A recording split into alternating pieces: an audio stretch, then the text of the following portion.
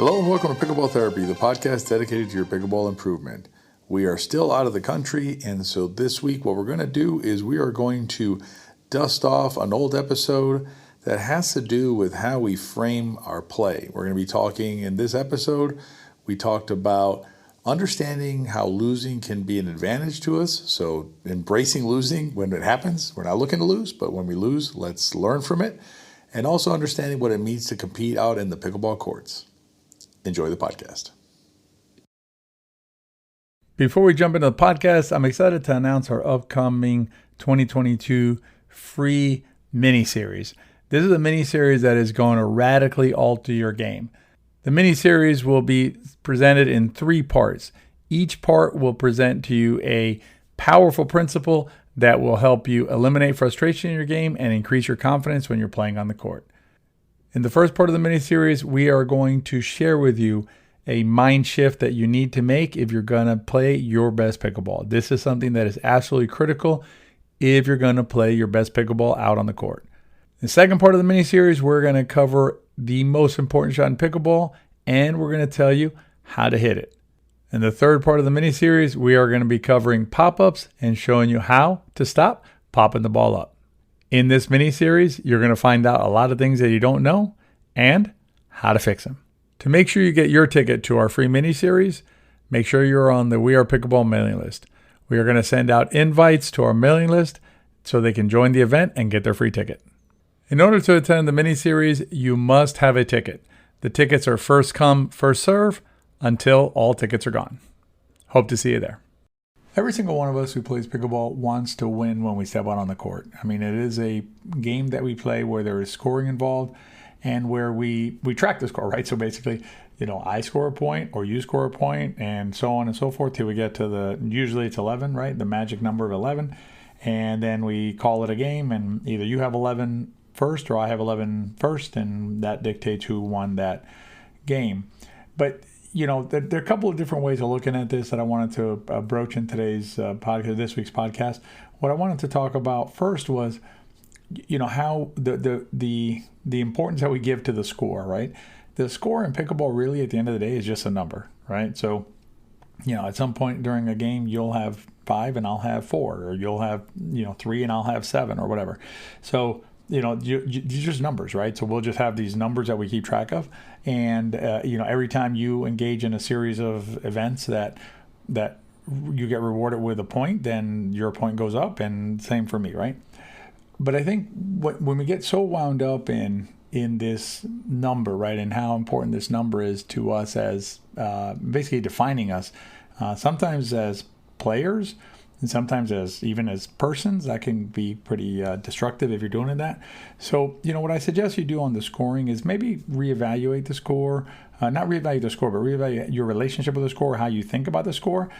Yes, the score is relevant. Yes, the score is important in terms of tracking who's winning or who ultimately wins the game, right? At the end, who got to 11 first.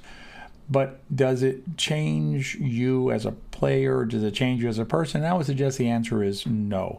Let's take an example of, and you're going to hear me say this again at the end about, I'm going to set up some examples of different scenarios and challenge you to think about them and hopefully help you reframe some of how you view these things through those examples. So in one scenario, I'm going to put you out on the court, you and whatever partner you want, you pick, against, let's just say like Ben Johns and Simona Jardim. And if you don't know who they are, they're the 2 best pickleball players, male and female in the world. So you're going to be playing against them. Unless something really weird happens, it is very likely that the end of that game will be 11-0 against you. In other words, you'll have 0 and Ben and Simona will have 11. And that'll be the game. So, that does that change who you are as a player, how you play, how good or things you need to work on, whatever? It doesn't. It doesn't change anything at all. It's just a set of numbers. Take the same thing on the other side. Take a game where you're playing, you're playing 2 3-year-olds, right? You hand a couple 3-year-olds some paddles, put them on the pickleball court, and say, "Let's play." I would expect, again, barring something weird, that'll be 11-0 in favor of you. Maybe 11-1 if you miss a return or something, but 11 if they can even serve, right? But it's 11-0, right? Probably. Does that change anything? Does that, does the 11-0 in your favor there, or the 0-11 against you in the prior example, does that change anything? And I think the answer is pretty clear that it does not change anything. All it is, either you have 11 or they have 11 at the end of this period of time that we're on the court, and it does not change the fundamental, not the fundamentals, but the basics of us as humans, of us as pickleball players, aren't changed because of the score being 11 or 11-0 or 0-11. We're the same person. We hit the shots the same way. Now, that's not to say you can't improve, right? That's not to say that you can't work to improve your game. That's more constructive, right? If you want to look at how you're playing and say, I really could work on the depth of my serve. I really could work on my punch volley. I really, those types of things. I could work on my movement around the court. That's constructive. That's something that you can say, okay, that's something that I have control over, something that I can do something about.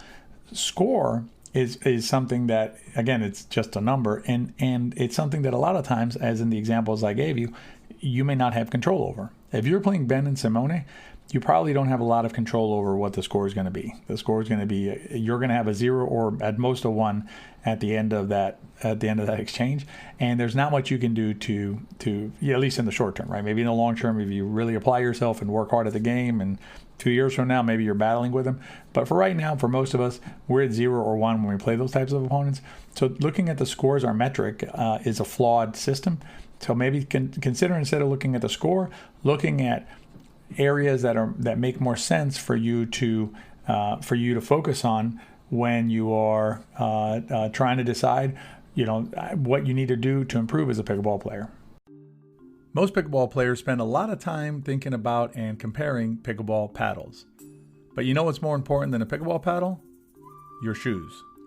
Are you wearing the right kind of shoes to play pickleball in? If you're not sure, consider trying out shoes that are designed and made specifically for pickleball. Tie roll shoes are the shoes that CJ and I both wear out on the pickleball court. Remove any doubt about whether the shoes you're wearing are right for pickleball. Check out Tie roll shoes. I'll put a link in the show notes. Protect your most valuable asset out there, your body, with the right shoes. Wear the right shoes and play longer on the court. I actually didn't mean to go that far down the rabbit hole of the scoring, but it seemed like it was appropriate, so that's where we went with it. But let me give you a brief, and I'll hit this again in another podcast in the future. But let's talk a little bit about losing, right? So this idea that, when I go out on the pickleball court, there's two options, right? I either have a W or have an L after every game, either a win or a loss. That's in some of our minds, and mine included, back in the day, more so than today. But, winning is important, right? When you play in the tournament like the one we just played at, players want to know, how'd you do? What happened? How'd you do? And so, they're expecting metrics, right? They're not looking for you to tell them, I thought for instance, I really did think my defense was pretty good during the tournament.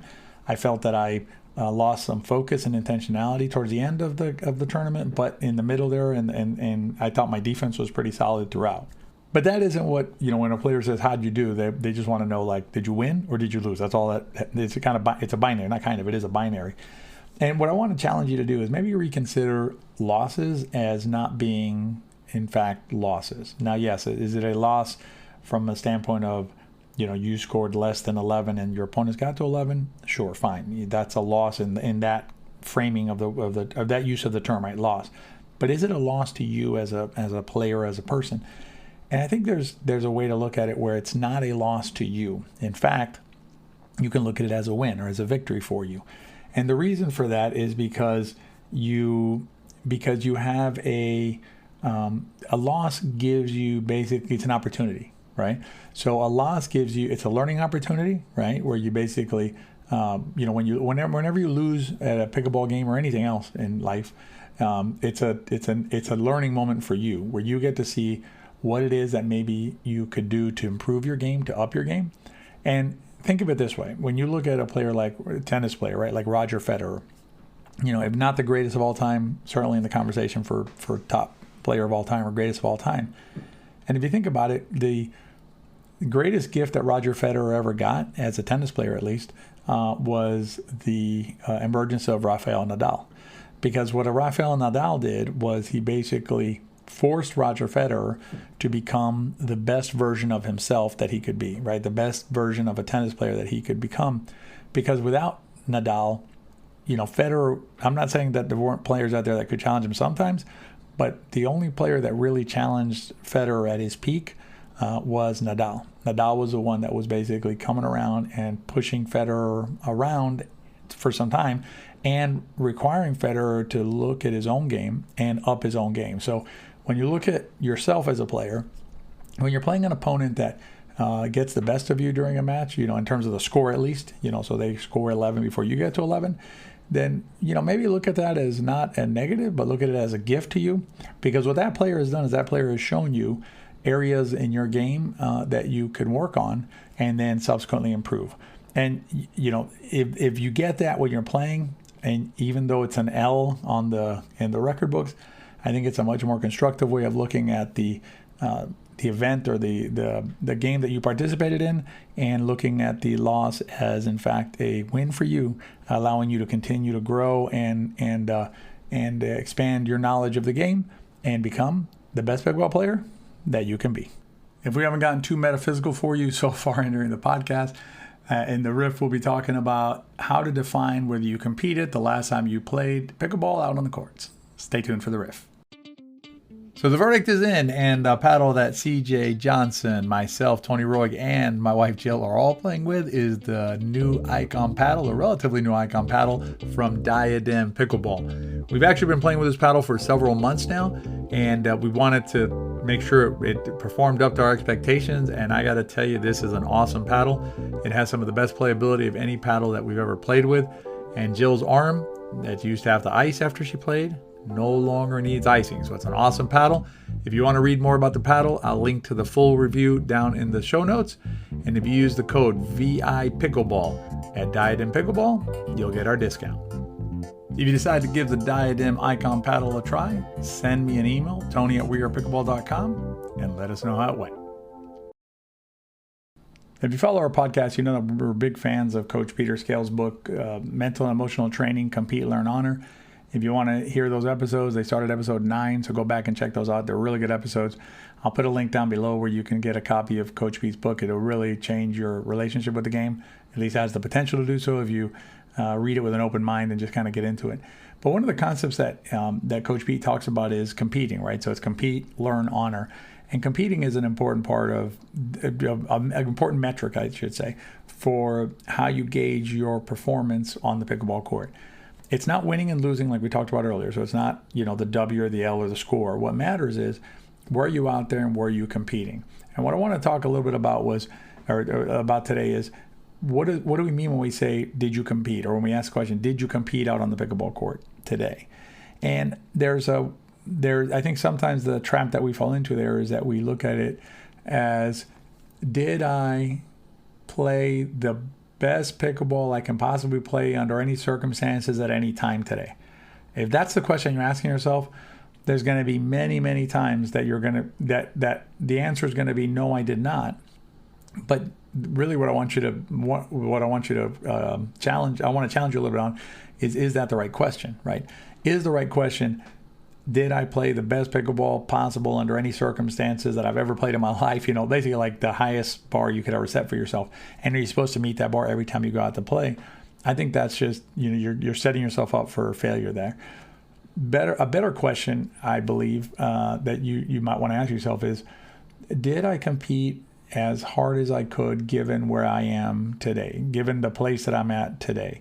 We're going to come into pickleball situations or pickleball opportunities at different places in our lives, right? Sometimes it'll be, a particularly stressful day with the family or work or whatever is going on in your life. That's going to distract you and detract from your pickleball play. It could also be an injury, right? You could be, you could have your knee bothering you, your arm bothering you, something like that. It's difficult to expect that you're going to perform at your best ever, right? If you have some sort of physical limitation at the moment. Another example is if you haven't played or drilled or done anything in a while, It's unrealistic to expect that you're going to all of a sudden show up to the pickleball court and play at maximum, at your absolute best, under any circumstances if you haven't played for a while.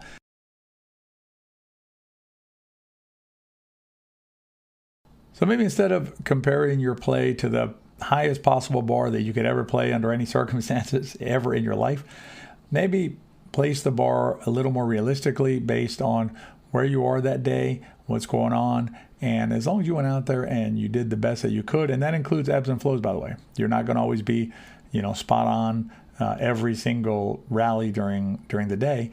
Accept that we're human and give yourself some leeway there. And as long as you compete it within those parameters, then I think you've done what you set out to do, and you should, no reason to hold your head or let your head sag if you, in fact, have some losses that day. And frankly, even if you have some wins that day, the question is, did I compete? Did I leave it all out on the court as best I could that day? So I hope that helps you, reframe maybe some of your metrics when you're out there playing, and have a healthier relationship with the game. If you enjoyed the podcast, please give us a rating on wherever you're listening to this on. And if you enjoyed the podcast, please share with your friends. If you enjoyed it, they probably will too. We'll see you next week.